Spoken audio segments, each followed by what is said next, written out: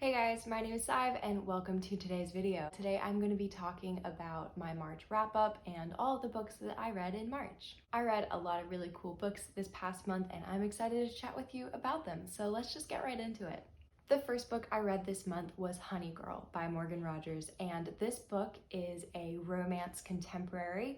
It was a debut novel for this author and also one of my anticipated releases of 2021. This story follows our main character Grace Porter as she is at the top of her game, just finishing her PhD.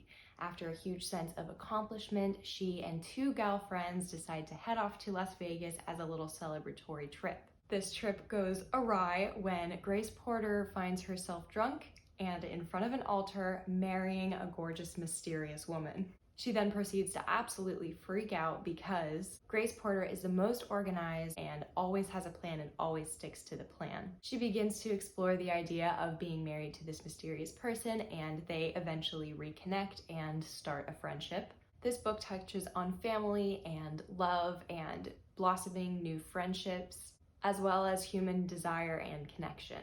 This book touched on expectations that you feel from family or authority figures in your life. This is evident through Grace's relationship with her dad, and that was really tough to read about. This book was definitely surprisingly deep. It's not a light and fluffy romance contemporary, as you would kind of think because it's shelved under that genre. I ended up giving this book 2 stars, and the reason for that being is the main character's relationship with her father. Just because something in a book is bad or hard to read doesn't mean the book itself is bad. This rating is more for my expectations going in were not correct. Like I said, this is romance contemporary, so you kind of have an idea of what you're looking for is something fluffy and lighter.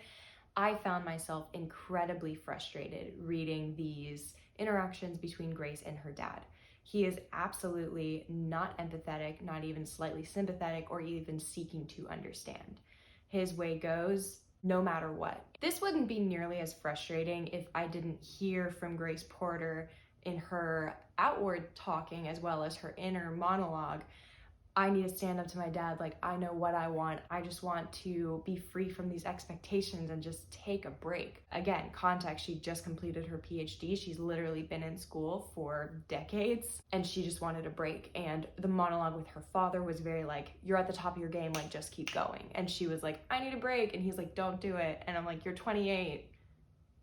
That part of the book was incredibly frustrating to read. I actually almost DNF'd this, but around halfway through the book, we had a big setting change that had to do with Grace reconnecting with her now wife, Yuki Momomoto, and then hanging out with all of Yuki's friends. That is what kept me going in the book. It was extremely whimsical, a lot of romanticizing of ordinary life. You got to hear Grace and Yuki talk about friendships or even just like the commute into work in a way that was really special and I loved to read. However, her father's expectations for her and the pressure that he put on her absolutely permeated the entire story. It affected Grace's ability to be vulnerable, to speak up for herself. And the ending was sort of a redemption moment for a couple of different things that had happened in the book that fell really flat for me. None of the apologies seemed enough or genuine or showing that any of the characters that were apologizing would change in the future. So the ending fell really flat for me. All that being said, the writing was fantastic and Morgan Rogers did a great job and I will definitely be reading from her again. I just think some of the subject matter in this book was not for me personally. The next book that I read was Your House is on Fire, Your Children All Gone by Stefan Kiesbach. It was a small horror story. It's kind of an older story about a very obscure town. It was definitely a horror thriller, got a little bit of gore in there, some ghosts, some paranormal stuff. It was ultimately a quick read for me. I think I read it in one day and it was very good. It wasn't anything super special for me. It definitely caught me off guard, had a couple of changes and plot twists there at the end, which were incredibly interesting. There was a grand manor and villagers that were extremely superstitious, and ultimately it was just chalked up to be a lot packed into less than 200 pages. So if there is a short literary horror that you are interested in and would like to pick up, I would recommend Your House is on Fire, Your Children All Gone. I ultimately gave this 3 stars. Again, it wasn't anything that completely blew me away, but I really did like it. I enjoyed it mostly for its gothic elements, like that manor house and a mob mentality that was displayed in the town through a couple of different situations. So 3 stars. The next book that I read is Royal Assassin by Robin Hobb, and this book is the second to the Farseer trilogy. The Farseer trilogy is an epic fantasy story about our main character Fitz, who is the bastard of a royal heir, and this individual, Fitz, is recruited to be trained and become an assassin. This series is essentially a political movement, lots of court politics, and then all surrounded by this magic system. The Farseer line is the name of the bloodline that is attached to the monarchy. And only this bloodline, the Farseer line, are able to use what is called the skill, which is essentially a sort of telepathy in which 2 individuals can communicate with each other across long distances. It can also be used in a more manipulative way in which an individual will kind of slowly incite ideas without that person being aware that they are being suggested some ideas and concepts. Currently, the king is older, they have a couple of sons in line, and this whole series so far has been just a lot of shuffling around who's going to be the heir. So Fitz becoming this assassin, he essentially is used as a pawn in a lot of the political games. So he's just trying to keep his head above water while also learning this skill. And lastly, there is an outsider threat that is coming into the kingdom of the 6 duchies and threatening its people and land.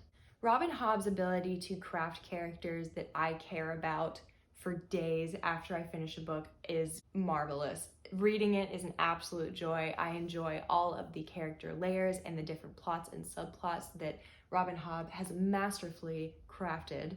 There's no limit to the risks that she puts her characters through, and you have no idea what they are going to decide.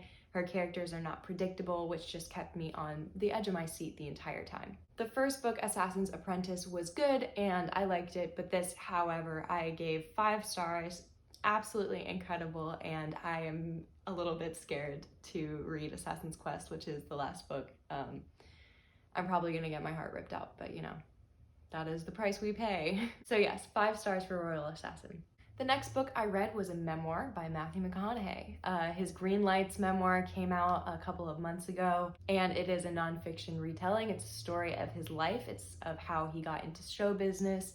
He touches on a little bit of his background and childhood, how he grew up with his brothers and his parents, and then leading on into adulthood as he took some unusual paths of life, as in the not traditional collegiate setting. He talks a lot about his travels that have happened in between shooting, talks about meeting his current wife and having kids and becoming a father. I read this through audiobook format. However, I have a friend who was given the book as a gift and I kind of flipped through it when she got it, and I felt like I missed out a little bit on the experience of this book because I didn't have a physical copy in front of me. If you're not familiar, this book contains a lot of photographs, notes, scans, or like copies of random napkins, poetry that he's written, and it's a little bit of a multimedia experience when you read the book. However, I will say I believe people who have only read the book and not the audiobook might also not be getting the full experience because Matthew McConaughey himself narrates his audiobook. That is always a very special thing when the author is able to do that, and it makes the reading experience so much more special because I find the author is able to give the enunciations that they want, the inflections on and the stressors on the important parts, and ultimately read the book the way they designed it to be read. I ultimately gave this book 3 stars. I thought it was fantastic. Was it the best writing in the world? No. Did it bring anything completely new to my life? No. But I enjoyed myself. I love Matthew McConaughey, but I know there are a lot of people out there who love him way more than I do, so I don't want to say I'm like part of his fan club and then somebody pull me up on it because I haven't seen most of his movies. It was a great reading experience listening to the audiobook, so yeah, 3 stars for Green Lights. The next book I read was an adult romance called The Kiss Quotient by Helen Huang. This book follows our main character, Stella Lane, who has Asperger's, and she is looking for somebody to school her in the way of having a relationship and having a successful sex life.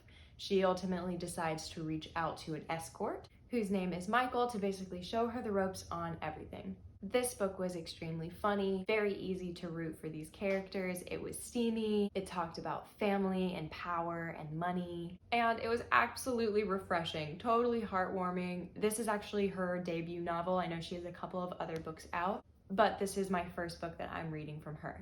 I was totally rooting for Stella and Michael and was really happy with my overall experience. This one I also read really fast. I think I read this book within 2 days. I absolutely flew through it. I was addicted from the get-go. And this one is light and fluffy and just an overall fun experience. So I would recommend this if you are looking for an adult romance. I gave the Kiss Quotient 4 stars. The next book I read was The Power by Naomi Alderman, and this book is a sci-fi novel in which a genetic power is awoken in all women. It basically channels an electrical current in a development that can be awoken in every woman's collarbone. Sometimes I will find that there are titles of books that I have no idea why it was chosen for the narrative. That is not the case here. This book, having the title The Power, is just straight up like all you need to know. This book explores the politics and social and cultural conversations that would come if women had the power. Now, obviously this is sci-fi, and so this is translated into a literal superpower in which women can control electricity. But it leads into Alderman essentially having this extremely detailed and thoroughly thought out exploration of what would happen if authority and power were switched. I'm not sure if I'm describing that in a way that is easily understood, but I saw this quote on Twitter one time, and it said, you put a man in a room full of women and he gets excited, and you put a woman in a room full of men and she's terrified.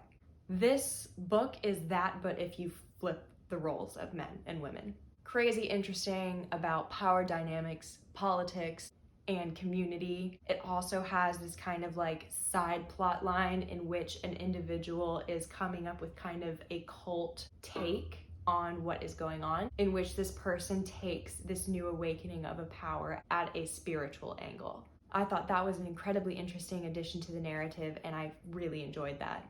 I read this book for the late night book club, and I would not have picked up this book if it wasn't for a book club, but I am so happy that I did. I've mentioned this before, but I'm trying to get into more sci-fi, and this was just a great addition to kind of put under my belt, and I was like, wow, I really enjoyed that.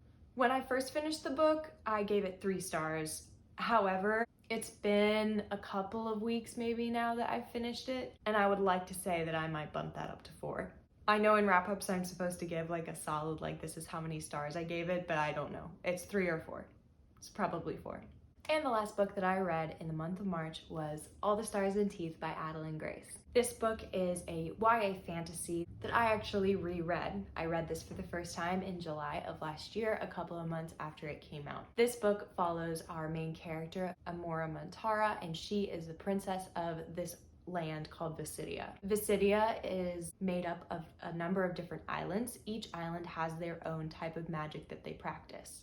It is illegal to practice multiple magics in this country. However, there is a threat from a foreign invader who believes that you should be practicing multiple magics. That is the ultimate conflict. However, the story is really about Amora and her friends. Amora gets whisked away on a journey by a pirate. She meets a mermaid, there's a stowaway. It was very much a band together adventure that kept me on the edge of my seat. They fought monsters. There was a bar or like casino thing where instead of betting money, they were betting time. They were betting like years or weeks off of their life. Just some super creative concepts in this book. Adeline Grace did a fantastic job with this debut. And the second book in the duology came out a couple of months ago called All the Tides of Fate, and I am so excited to get to that now that I have reread this. I gave this 5 stars the first time I read it last July, and this time around I knocked it down. I gave it 4 stars. Still incredible. However, I would like to say the way I rate books now versus a year ago is very different. I really do reserve 5 stars for favorites and books that just set themselves apart. And though this was fantastic, I don't know if it was really like 5-star fantastic for me. So yeah, 4 stars for All the Stars and Teeth. So that concludes my wrap up of all the books that I read in March, and that is a total of 7 books, and that is not as much as I have read in the past. However, I would like to say that I read a new 5-star, and I kind of called myself out in a video earlier this month, but essentially I'm not going to be shying away from big books just because that means that I'm going to be reading less numbers every month. As far as my taste in books go, some of my favorites are heavy, dense, multiple layered, and multiple perspective fantasy stories. So I had overall a great reading month and was able to knock off a couple of books that have been on my TBR for a while, as well as a new release. So I was very pleased with that. And that concludes my March wrap up. So thank you so much for joining me. I hope you had a good time. I really enjoyed chatting about some of the books that I've read recently. And I hope you have a great day, and I'll see you in the next video. Bye.